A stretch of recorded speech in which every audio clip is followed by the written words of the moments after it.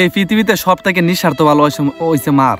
দেখেন, সন্তানের না করছেন খেলার জন্য, তারপরে সন্তান খেলাতে এসে পড়ছে। ফুটবল খেলা তো আসলে রিক্সের খেলা একটা, সবাই জানে আমরা। এই যে মা দেখেন একদম ধাও নিয়ে এসে পড়ছে, মাঠে হাজার হাজার মানুষের সামনে ধাও নিয়ে এসে পড়ছে।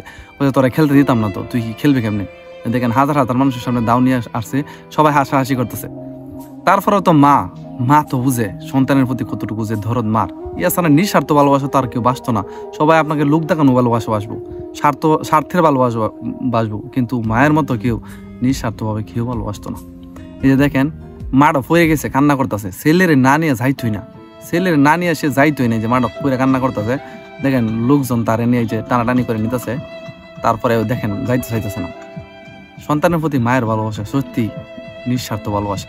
যাদের মা বাচ্চা আছে প্লিজ একটা কমেন্ট করবেন, আর মা বাবার প্রতি ভালোবাসা যতটুকু পারেন আপনি ততটুকু দেওয়ার চেষ্টা করবেন।